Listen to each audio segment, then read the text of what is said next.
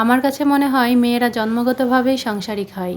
একটা মেয়ে বিয়ের আগে যেই কাজগুলো কখনো করেইনি, কিভাবে করতে হয় সেইটাও জানতো না, সেই মেয়েটা এখন সংসারের সমস্ত কাজ চোখের পলকেই গুছিয়ে নেয়। হরেক রকমের রান্নাও শিখে যায়, নতুন নতুন অনেক কিছু বানানোও শিখে যায়। আজ এত সুন্দর রোদ দেখে লোভ সামলাতেই পারলাম না, অনেকগুলো আলুর চিপস বানিয়ে নিয়েছি। একদম কড়া রোদে চিপসগুলো শুকিয়েও নিয়েছি। সন্ধ্যাবেলা একটু লাচ্ছিও বানিয়েছিলাম। তো চলেন সব কিছুই শেয়ার করবো আপনাদের সাথে। সো হ্যালো এভরিওয়ান, আসসালামু আলাইকুম সবাইকে। আশা করছি আল্লাহ পাক আপনাদের সবাইকে অনেক বেশি ভালো রাখছেন। প্রতিদিনের মতো আজও সকাল সকাল ঘুম থেকে উঠে নাস্তা করে নিয়েছি, রান্না করার জন্য সব কিছু গুছিয়েও নিয়েছি। আজ আবার অনেকগুলো কাপড়ও ধুয়েছি, ওই জন্য ভাবলাম রান্না করতে যাওয়ার আগেই ধুয়ে রোদ্রে শুকাইতে দিয়ে যাই। যেহেতু অনেক পরিমাণে রোদ, সাথে আবার বাতাসও হচ্ছিল, প্রচণ্ড বাতাস। এই 2-3টা দিন অনেক গরম পড়ছে, তার ভিতরে রোদ বাতাস সব কিছুই আছে। এইখানে কাপড় ধুয়েছিলাম ধরতে গেলে সব আমারই। আমার হাজব্যান্ডের 2-একটা কাপড় ধুয়েছিলাম, আমার বোরকা হেজাব এইগুলাই ধুয়ে দিয়েছি। আজ কাপড় মেলতে যে এত পরিমাণ বাতাস হচ্ছিল, পরিবেশটা অনেক বেশি সুন্দর ছিল, ওই জন্যই আপনাদের সাথে শেয়ার করলাম। আজ আর রান্নাবান্নার ভিডিও শেয়ার করব না, আমার কিছু টুকিটাকি কাজকর্ম এগুলাই শেয়ার করব। আমি আশা করছি আমার আজকের ভিডিওটিও আপনাদের কাছে অনেক বেশি ভালো লাগবে। ছাদে তো অনেক বেশি বাতাস ছিল, আমি কাপড় চোপড় ভালো মতো মেলতেই পারছিলাম না। তাড়াতাড়ি করে কাপড়গুলো মেলে দিচ্ছিলাম, বাসায় যেয়ে আবার রান্না বসাতে হবে।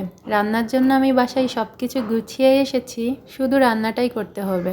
এখানে কাপড় মেলতে যেয়ে আমার একটা কথা মাথায় আসলো, এত পরিমাণে বাতাস, এত পরিমাণে রোদ, আমি যদি একটু পাপড় দিই তাহলে কেমন হবে। কাপড় মেলতেছি আর ভাবতেছি বাসায় যেয়ে কয়েকটা আলু কেটে আলুর চিপস বানাবো। এক এক করে আমি সবগুলা কাপড়ই মেলে দিয়েছি, আর দেখুন তো কি পরিমাণে বাতাস হচ্ছিল, আমার কাপড় একদমই উড়িয়ে নিয়ে যাচ্ছিল। এইখান থেকে সোজা বাসায় চলে গেছি, যে আমি রান্না বসাইনি।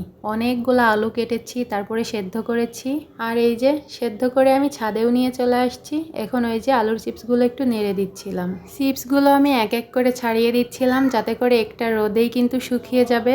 আলুর চিপসগুলো রোদে দিয়ে বাসায় যে আবার রান্না বসাতে হবে, এখনো কিন্তু রান্না বসাইনি। আলুগুলো আমি অনেক পাতলা পাতলা করে কেটেছিলাম, যার জন্য আমার চিপসগুলো কিন্তু অনেক সুন্দর হয়েছিল। শুধু হলুদ আর লবণ দিয়ে সেদ্ধ করে নিয়েছিলাম, তারপরে যে রোদে শুকিয়ে নিব। শুকিয়ে তেলে ভাজলেই কিন্তু পাঁপড় হয়ে যাবে। যাই হোক, দেখতেই পাচ্ছেন প্রচণ্ড রোদ ছিল, আর এই রোদে বসেই কিন্তু আমি চিপসগুলো দিয়েছিলাম, একটা একটা করে ছাড়িয়ে ছাড়িয়ে দিচ্ছিলাম। চিপসগুলো রোদে দিয়ে বাসায় যেয়ে রান্না করেছিলাম। বিকালবেলায় এসে দেখি চিপসগুলো একদমই শুকিয়ে গেছে, মানে একটা রোদে এতটা শুকিয়ে গেছে। চিন্তা করা যায় কি পরিমাণে রোদ হচ্ছিল। আমি তো ছাদে এসে একদমই অবাক হয়ে গেছি, ওড়না থেকে উঠতেছিল না, লেগে লেগে গিয়েছিল, আর অনেকটা পাতলাও হয়ে গিয়েছিল শুকিয়ে। এভাবে করে ধরলেই শুকনো একটা আওয়াজ হচ্ছিল, তখনই বুঝতে পারছি আমার চিপসগুলো হয়ে গেছে। আমি এক এক করে উঠিয়ে এখন বাসায় নিয়ে চলে যাব, আর রোদ্রে দেওয়া লাগবে না। অবশ্য আপনারা চাইলে এই চিপস বানানোর রেসিপিটা আমি দিতে পারি, ভিডিও অলরেডি করাই আছে, আপনারা চাইলে আমি আপলোড করব। আমি অনেক সহজ পদ্ধতিতে চিপসগুলো বানিয়েছি, অনেকটা তাড়াতাড়িও হয়ে গিয়েছিল, কোনো ঝামেলা ছাড়াই। এই চিপসগুলো ভাজার পরে খেতে যে এত বেশি মজা লাগে, বানিয়ে খেলে তারপরই বুঝতে পারবেন। এখন কিন্তু একদমই বিকালবেলায় এসেছিলাম ছাদে, একটুও রোদ ছিল না। আমি তাড়াতাড়ি করে সবগুলো চিপসই উঠিয়ে নিয়েছিলাম, তারপরে সোজা বাসায় নিয়ে চলে গেছি। বাসায় যেয়ে কয়েকটা চিপস অলরেডি ভেজে খেয়েও নিয়েছি, অনেক মজা ছিল। আমার এতগুলা চিপস হয়েছিল, একদম শুকিয়ে গিয়েছিল, ফুলের মতো দেখা যাচ্ছে। একটা জিনিস বানানোর পরে যখন দেখতে পাই একদম পারফেক্টভাবে হয়েছে, তাহলে আমার অনেক ভালো লাগে। যাই হোক, আর কিছু শেয়ার করলাম না। এই যে সন্ধ্যাবেলা একটু লাচ্ছি বানিয়ে নিচ্ছিলাম, খুবই সহজ পদ্ধতিতে। আমি এভাবেই বানিয়ে থাকি। গরমকাল আসলে এই লাচ্ছিটা আমি প্রায়ই করি, আমার কাছে খেতে অনেক বেশি ভালো লাগে। একদম ঘরোয়া পদ্ধতিতে বানাই, আমার হাজব্যান্ডও খেতে অনেক বেশি পছন্দ করে, ওই জন্য আমি একটু বানিয়ে নিজে খাবো, আর আমার হাজব্যান্ডের জন্য একটু রেখে দিব। সে অলরেডি ডিউটিতে আছে, ডিউটি থেকে আসলেই দিব, অনেক খুশি হবে। এইখানে কিন্তু আমি বেশি কিছু দিইনি, কয়েকটা জিনিস দিয়েছি, আপনারা দেখতেই পেয়েছেন। দুধ, চিনি, বাদাম, কিশমিশ, খেজুর এগুলাই দিয়েই বানিয়েছি, আর দিয়েছিলাম কিছুটা ঠান্ডা পানি, যাতে করে খেতে অনেক বেশি ঠান্ডা লাগে আর মজাও লাগে। আমার বাসায় কয়েকটা বাদামও ছিল, ওই জন্য কয়েকটা বাদামও অ্যাড করেছিলাম। এগুলো না দিলেও হবে, বাদামের কারণে একটু টেস্টটা ভালো হবে।